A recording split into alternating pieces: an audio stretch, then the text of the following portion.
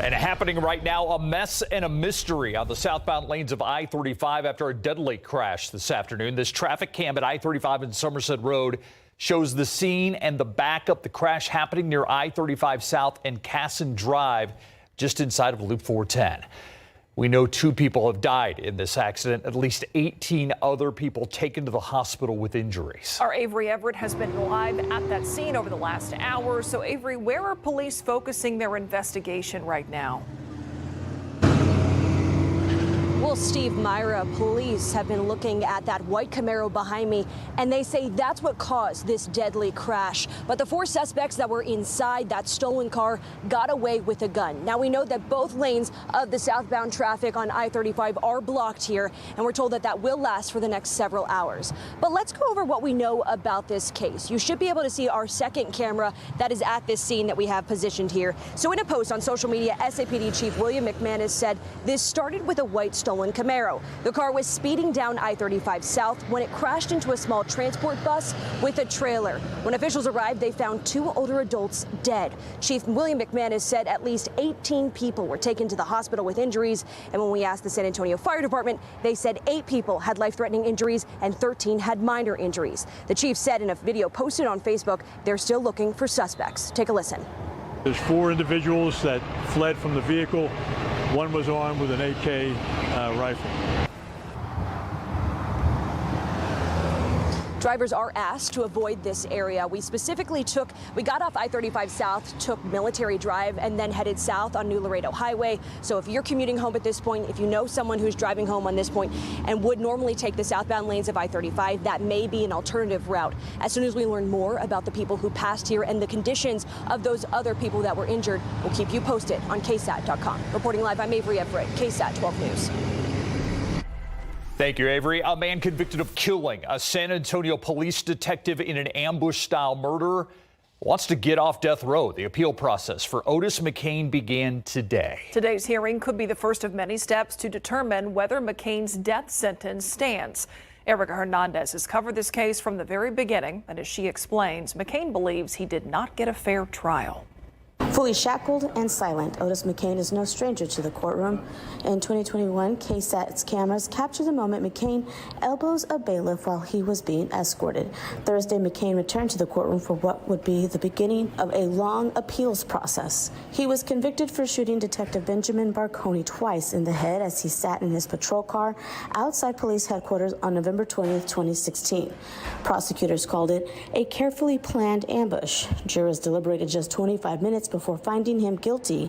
Now his new attorneys are claiming McKane wasn't given a fair trial. Our post-conviction team, including myself, have had the honor and pleasure of getting to know Otis McKane.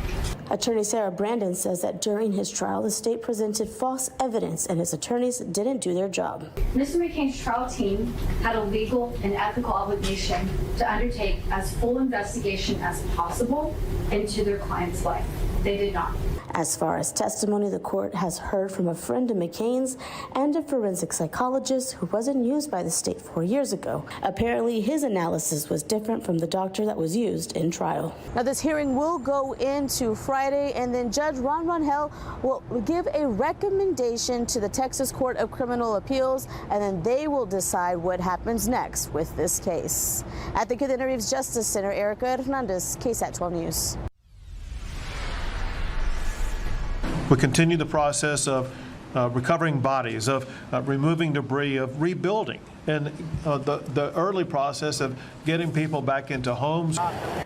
Governor Greg Abbott today visited San Angelo. That's where we talked about the continued response to flooding this month. The governor said that in Kerrville, crews are working to recover those who are still missing, and cleanup efforts are underway in Kerr County.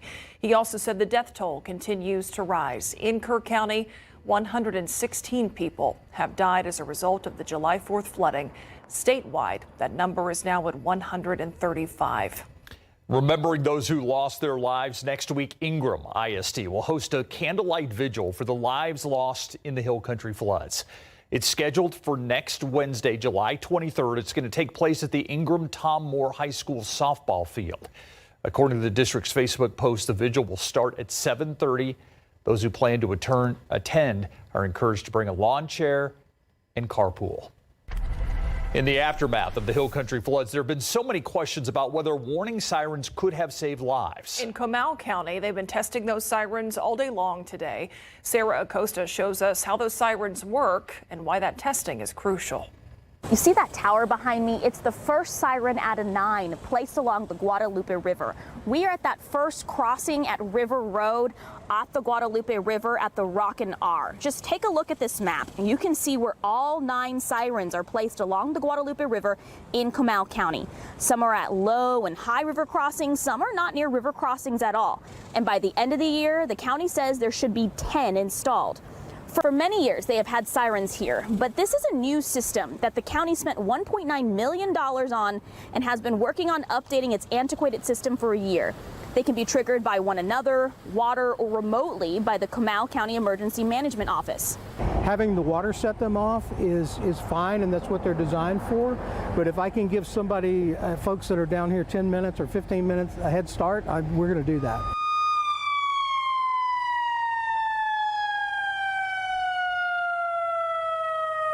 That was the emergency management coordinator from Comal County, Jeff Kelly. He says these systems save lives and it's crucial to test them frequently, like they've been doing all day. As they make those updates on them, he says living in Flash Flood Alley, these sirens, even the old system they had in place, has already been responsible for saving lives. Coming up at 6 p.m. hear from rivergoers who say these sirens make them feel safe while camping along the river. In Comal County, I'm Sarah Costa, KSAT 12 News. And I will say, and I will note that although often helpful, sirens aren't the end-all be-all and always make 100% difference. And there's a lot of research to back that up in Tornado Alley, where there are many examples of people still even ignoring those tornado sirens. There's a lot of research and a lot of psychology and stuff that goes into it. Anyway, let's take a look at our satellite and radar. You see nice wispy clouds coming in. That's from the energy that's in the Gulf right now. Thicker clouds closer to Houston. They're seeing most of the energy of the shower activity, though, mainly in Louisiana at this moment. We'll continue to get some of these clouds thrown our way, and for some of us, should make for a pretty nice sunset this evening. Rain chances at only 10 to 20% the next couple of days. That energy from the Gulf really not going to stir up much in the atmosphere around here. Most of it's going to be closer to Houston and in Louisiana. So a 10 to 20% chance the next couple of days. And we're just talking sunny, hot, and dry conditions. The new drought monitor is in a comparison in just a bit. Okay, we'll see you in a few minutes. Thanks, Adam. New at 5, Texas Attorney General Ken Paxton is calling for an investigation after he says that scammers are targeting flood victims and those wanting to help. Paxton says that scammers are impersonating a charity, and they went as far as making donors believe they were donating to the Center Point Volunteer Fire Department. In a statement, Paxton called it, quote, disgusting that people would use the tragedy of the devastating floods to enrich themselves by deceiving well-meaning people trying to help. He says scammers will be held accountable. New at 5, the Trump administration has given ICE access to the personal data of 79 million Medicaid recipients, including names, addresses, birth dates, ethnicity. The agency plans to use the information to find and deport immigrants living in the U.S. illegally. That's according to an agreement obtained by the Associated Press. Now, critics warn this could scare vulnerable families away from seeking medical help and violate privacy laws. The move has sparked lawsuits and widespread backlash from states and lawmakers. The families of victims killed at Robb Elementary are headed to court tomorrow. They're suing the parent companies of Instagram and Call of Duty, saying those companies helped market weapons to the Uvalde shooter before he was 18. Arguments start tomorrow in Los Angeles. Governor Greg Abbott calling us a special legislative session that will start on Monday to address 18 different issues. And among those issues are flood warning systems and emergency response after the devastation in the Hill Country. Lawmakers are also discussing property tax cuts, children and hemp products, and replacing the STAR test. On the conversation, we're talking about a supplement that's being promoted all over social media. It's NAD+. Lots of med spas and online pharmacies are selling it. You can inject it, get it through an IV, a pill, a patch, nasal spray. It's supposed to help boost your mood and energy levels. Our Stephanie Jimenez spoke with 3 people who take it. Here's a preview. Should we think of this as like the same way that you would get like a B12 shot? In a sense, yes. NAD is a little bit more, it's going to be your anti-aging. It's going to actually go into those cells. There is NAD in every living cell in our body, whereas B12 is an energy vitamin given. So they are different in a sense, but they're still in the same family of, they're going to help us feel better, right? They're going to give us more energy. Now, I want to point out it is not FDA approved. So is it safe? Also, who should not be taking it? Scan this QR code to watch the full episode of The Conversation. A Uvalde school shooting victim's love of the game is living on in her teammates. Tess played softball and worked on improving her pitching skills. She's one of the 19 children and 2 teachers who were killed at Robb Elementary. In Tess's honor, her parents launched a nonprofit called Gloves for Tess. Their goal is to help give young athletes quality softball gloves. She would have wanted to see the joy that it was going to bring to all these other athletes, being able to go out and play the game that they love and just be able to enjoy it and just to have fun. So this weekend, Dick's Sporting Goods Foundation is giving the nonprofit a grant. Tess would have turned 13 this year, so the nonprofit will use the money to give 13 gloves to players in Uvalde. In Tess's name. Well, it can be difficult to process everything that's happened because of the floods, especially for kids. Still ahead, how one organization is helping them navigate through their feelings. Plus, President Donald Trump developing a new medical condition. The White House confirming that news today. We'll have details on this new diagnosis and how it could impact the president.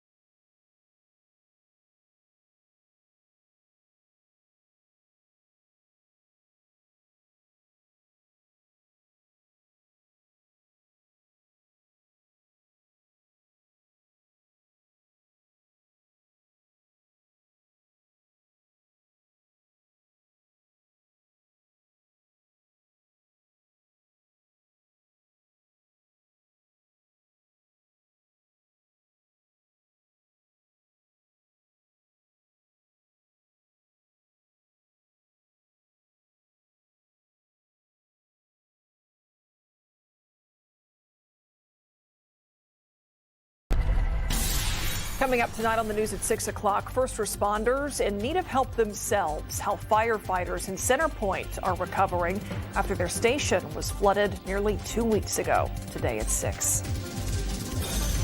News now on the health of the president. President Donald Trump has been diagnosed with chronic venous insufficiency. It's a condition in which there isn't adequate blood flow to the veins in the legs. The White House says Trump was evaluated by medical staff after he had swelling around his ankles. Tests found no evidence of bigger issues such as arterial disease. The White House says the president isn't in any pain. It's unclear how he will be treated for the condition, though. We've told you how help is coming in all forms after the Hill Country floods. Well, today, volunteers gathered at the San Antonio Botanical Garden to build coping kits for children and families. Each of these kits includes things like fidget toys, sensory items, stuffed animals, and coloring books. There's also a book for adults on how to help kids navigate feelings that they might not know how to process. We're inundated with the news about what's happening, and kids can't escape that either. But by giving them things that they can do instead of worrying or being sad is really helpful. And I think it gives parents and caregivers a little bit of peace of mind. Volunteers hoped to pack 1,000 of those coping kits today. And speaking of helping out, we also want to remind you our Together for Texas campaign is still going on. Scan the QR code on your screen if you would like to donate. With your help, we've already raised more than $921,000. 100% of the funds going to those impacted by the deadly Hill Country flooding through the Salvation Army. Together for Texas benefit concert will also take place on August 18th to help Texas Hill Country communities recovering from recent floods. The show will be held at the Tobin Center here in San Antonio. It features Lyle Lovett, comedian Gabriel Fluffy Iglesias, and more. All proceeds go to local flood relief efforts supporting towns like Kerrville, Comfort, Hunt, Ingram. Tickets start at $35. You can catch the concert live on KSAT 12, KSAT Plus, and online as well. Look outside with live cam. Plenty of sunshine out there today.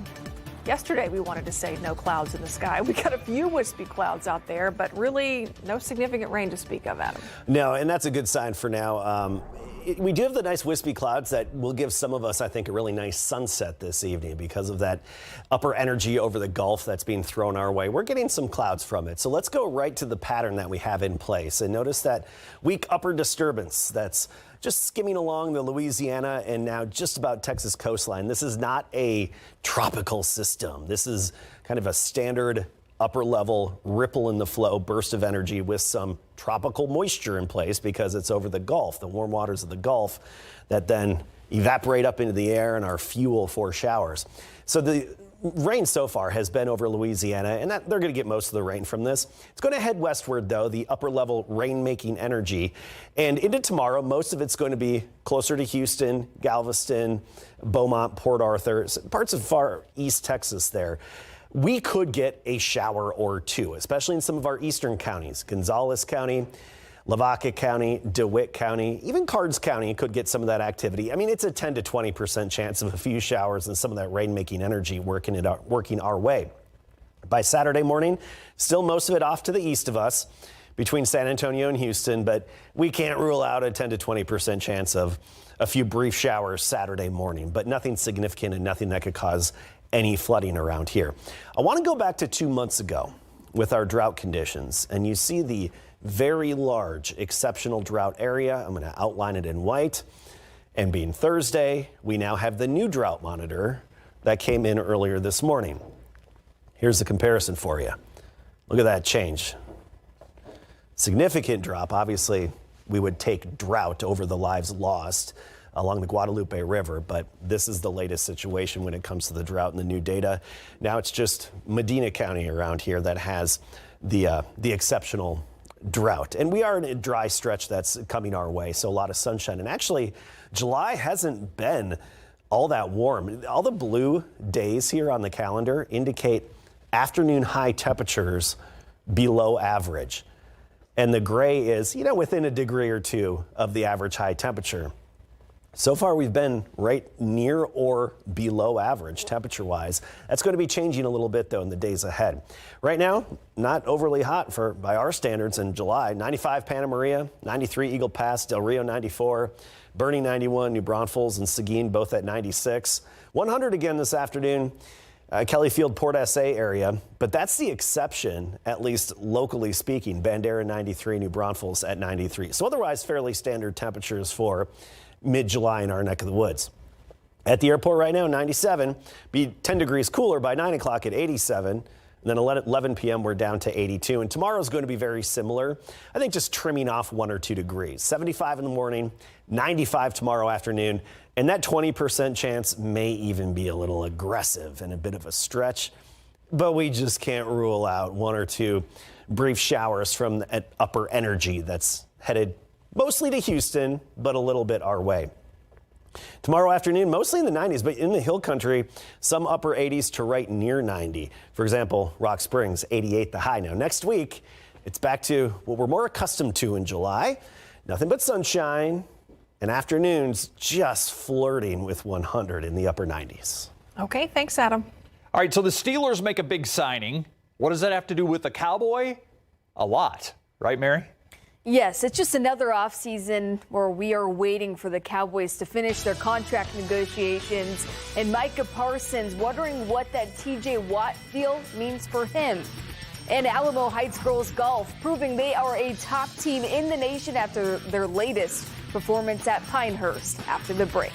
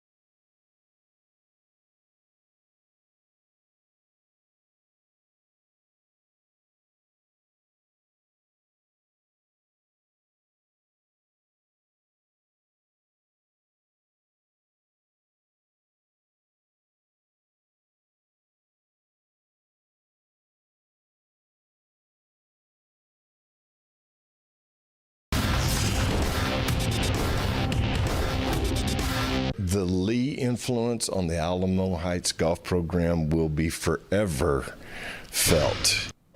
We already know the Alamo Heights girls golf team is the best in the state, but how do they size up against the country in big board sports? The three-time reigning Class 5A D1 state champions are unstoppable. Alamo Heights finished in the top 2 at the PGA Girls National High School Golf Invitational, with incoming sophomore Michelle Lee placing first individually after a one-hole playoff for a 9-under 205 in regulation. You just heard head coach Brent McQuiston's praise for Michelle and her big sister Lindsay, two irreplaceable talents that have played a key role in the Mules dynasty. Michelle now earns exemptions in this year's Junior PGA Championships and the 2026 North and South Junior Amateur. Linebacker TJ Watt got paid today, agreeing to a 3-year, $123 million extension with the Steelers to make him the highest paid non-QB in NFL history. Watt surpassing Myles Garrett's $40 million per year deal. So you can only imagine what Watt's deal will mean for Micah Parsons' eventual extension. The price keeps going up, and history shows the Cowboys front office doesn't mind waiting. Parsons talked to WWE star The Undertaker about his contract situation recently. Take a listen. We obviously want to get done early. We want that relief off our backs, but obviously ownership is always going to make it drag out, make it more complicated than it has to be. Lack of communication in that standpoint. We wanted to do the contract last year. They're just kind of like, we want to do Dak and CD, and then you go out there, perform again, and then, you know, you would think like, all right, we'll get it done early. We know there's some guys that's about to get ready to get repaid, like Miles, you know, Max is going. So you would think like, hey, let's get ahead of that. You know what I mean? I just never understand, you know, when guys come into the league and they're consistent and they, you know, they perform well, why they got such an urge. But then there's guys that just have one good year or maybe 2 good years, and it's just like they get it right away. Well, coming up at 7 on KSAT Plus, more Fight Week coverage, missions talk, and remembering Coach Zunker. Don't miss tonight's edition of KSAT Sports Now. Micah has made it clear the ball is in the Cowboys' court. I didn't know that The Undertaker had a talk show. Yeah. The Undertaker podcast. The Undertaker podcast, yeah. I was just focused on the hat. The hat. Thank you. Maybe that's what you wear to The Undertaker talk show. I guess. Yeah. We'll be right back.